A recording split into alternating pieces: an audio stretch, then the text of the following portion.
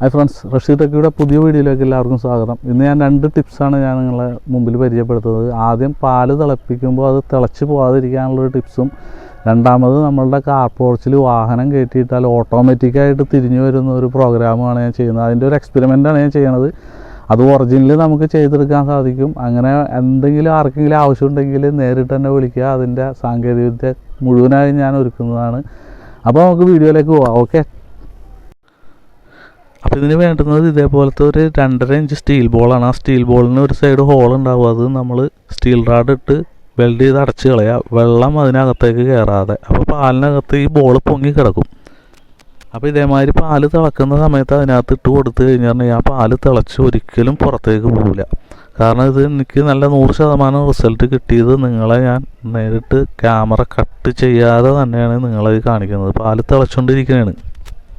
സാധാരണ പാല് തിളക്കുന്ന സമയത്ത് 2-3 സെക്കൻഡ് അല്ലെങ്കിൽ 5 സെക്കൻഡ് കഴിയുമ്പോൾ പാല് സാധാരണ തിളച്ച് പുറത്തേക്ക് ചാടിപ്പോകും. ഇതിപ്പോൾ അത് സംഭവിക്കുന്നില്ല. ആ ബോളിൻ്റെ പ്രഹരം കൊണ്ടിട്ട് അതങ്ങനെ നോർമലി ഇങ്ങനെ തിളച്ച് നിൽക്കും.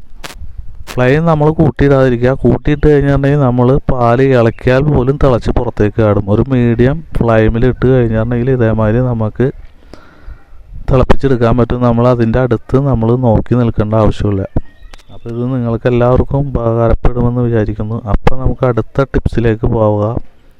ഇനി ഒരു വാഹനത്തിൻ്റെ ഒരു ടിപ്സാണ് ഞാൻ കാണിക്കുന്നത്. കാർ പോർച്ചിൽ വണ്ടി കയറ്റി കഴിഞ്ഞാൽ എങ്ങനെയാണ് അത് തിരിയുന്നതെന്നുള്ളതിൻ്റെ ഒരു അപ്പോൾ നിങ്ങൾക്ക് എല്ലാവർക്കും എൻ്റെ ഈ ചെറിയ 2 വീഡിയോകൾ ഇഷ്ടപ്പെടുന്നു വിചാരിക്കുന്നു. പിന്നെ കൂടാതെ കാറ് തിരിയുന്ന ആ ഭാഗം ഞാൻ കാണിച്ചത് നിങ്ങൾക്ക് ഏതെങ്കിലും ഒരു പുതിയ വീടുകൾക്ക് ചെയ്യാൻ ആഗ്രഹിക്കുന്നവരുണ്ടെങ്കിൽ അത് ഞാൻ അതിൻ്റെ കൃത്യമായിട്ട് അതിൻ്റെ കാര്യങ്ങൾ ചെയ്തു തരുന്നതായിരിക്കും.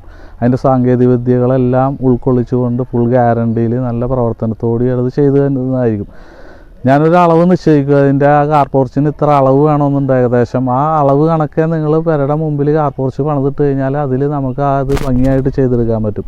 അപ്പോൾ നിങ്ങൾക്ക് എല്ലാവർക്കും ചെറിയ വീഡിയോ ഇഷ്ടപ്പെടുന്നു വിചാരിക്കുന്നു. ഇനി നല്ലൊരു വീഡിയോ ആയിട്ട് കാണുന്നതുവരേക്കും റഷീദ് ടെക്കിയുടെ നന്ദി, നമസ്കാരം. Okay, thank you, by.